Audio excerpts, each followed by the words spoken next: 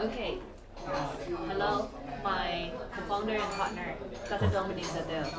We're so honored to have you here again in this beautiful Shanghai, the Bund, right here, June 28 and 29.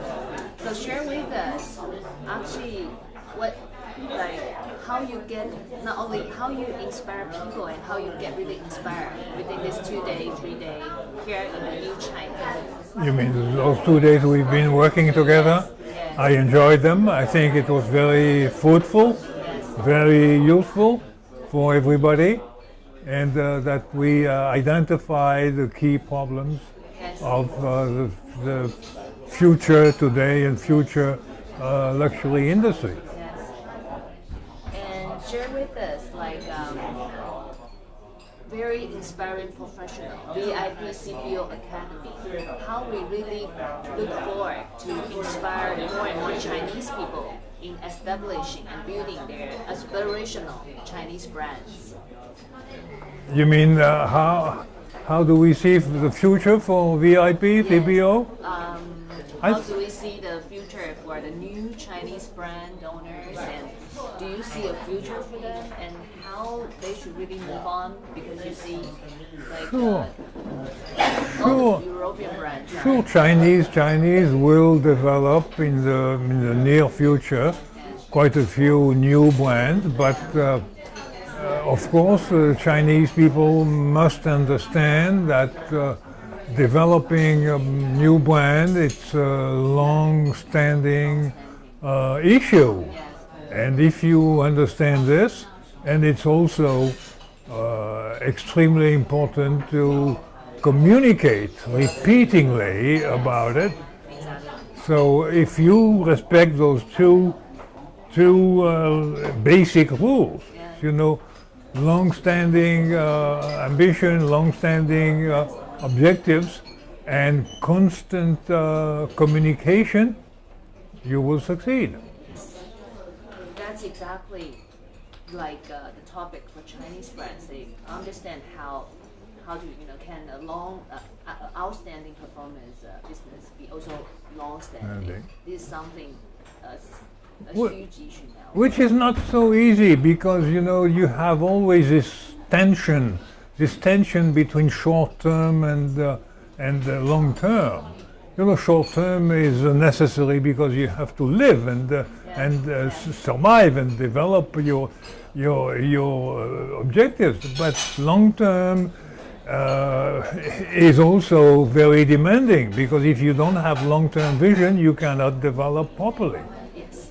So I think, for example, one of your best students, okay, like Cao Weiming, who is now the president of Hermes in Great China.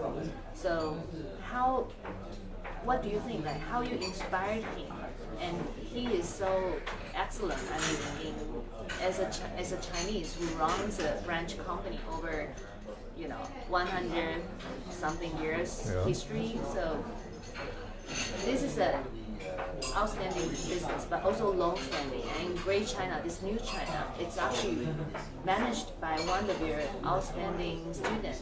Well, I think Hermes is a good example. In Hermes, they don't talk so much about the luxury industry. They talk about return to the nature, craftsmanship, and let's develop highest quality, but with a great simplicity. There is no arrogance in Hermes culture, and this has been appreciated for many people. Hermes is a family business which has been developed for so many years successfully. And I think Hermes was the only brand from France, the first one regarding profit for 2013. So Hermes is a good example to be followed. Yes. So I think Cao Weiming, maybe you can tell us more a little bit. Cao Weiming, he was your student before? Excuse me? Cao Weiming. How you mean? Yeah. Yeah. he was one of your students. Yes, Gao Weiming was one of my students, and I have kept contact with him over the years for 15 years, and I'm still working with him, and he's in Paris now with his management team, and I will see him next week. Apparently he has prepared a lunch appointment with me, so we do appreciate, because Gao Weiming is a good opportunity for Chinese people and Chinese business people to develop in the so-called luxury industry. A very good example. See how we can really utilize the West management, all this wisdom, and applying in the brand management here in China, in New China. So, any word for participants? Well, you mean among the participants here? Any? Well, I have been impressed by the quality and the professionalism of quite a few participants of this group, and a lot of ideas, a lot of energy, a lot of good understanding about the issues for the future. This is why I am so optimistic about the capacity of Chinese people to develop good, long-standing brands. Hello, Dennis, Professor Dennis Morissette. We're very honored to have you within the 2 days. It really inspired. The participants from London, from Sichuan, from Beijing, from Taiwan, those Chinese, we've been here for 17 years, and they still could not figure out what China really is. So you really inspire them from everywhere. So, tell us about how you feel you're inspiring people, and how you get inspired by this group of people. Well, I think just the idea of inspiring people inspires me. No, I really do this with passion. I think that the people can probably see this passion, and I think it's a very interesting moment in China when you have obviously all these Western luxury brands which have matured, which have been quite successful.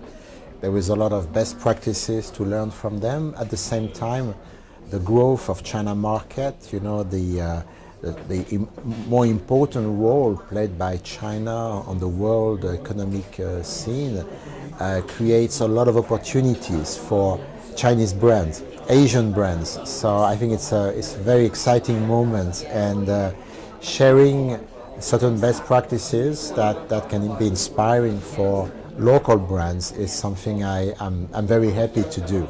Yes. I'm very happy to do. And this audience was actually quite exciting audience for me, so I enjoyed it. Yes. So this time our topic was about decoding the West, applying in the West. It actually shows us how you really not only passionate but have the faith in the aspirational branding in New China at the moment. So is there any tips you would like to 1, 2, 3 tips for us to share? Yeah, I think the people always think about luxury brands, but the market for real luxury is maybe not as big as people think. So aspirational brand is actually a concept which is maybe even more relevant today, in 2014 for Chinese consumers. I think they discover that brands can inspire them. So being aspirational is probably the first step to build strong brands. And I think it's really a moment when a lot of Chinese brands are eager to learn how to differentiate themselves on one side, but also to create more emotional bonds with their clients. I think a lot of reports indicate that it is still an area where Chinese brands maybe need to progress on creating this emotional engagement. This is why I rather insist on the concept of aspirational brands than just luxury. I think aspirational is much more open and more relevant for the situation of these Chinese brands. Yes, definitely. So what would you like to say to Baiting, the me, okay, being a VIP, very professional, CBO Academy. And Well, Emily, it was a pleasure. It is a pleasure to be here with you and with the interesting people you gathered for these 2 days. I definitely enjoyed teaching and sharing my passion with you and with them, and I'm looking forward to seeing you and them again. You know, it's an ongoing process, and time is always an issue. 2 days was in fact very short. It's been flying, so probably there will be opportunities to continue. But I hope, you know, I have been able to at least make people think differently about this topic, and put in place, you know, the starting point for a more deeper reflection on this issue of building strong aspirational brands.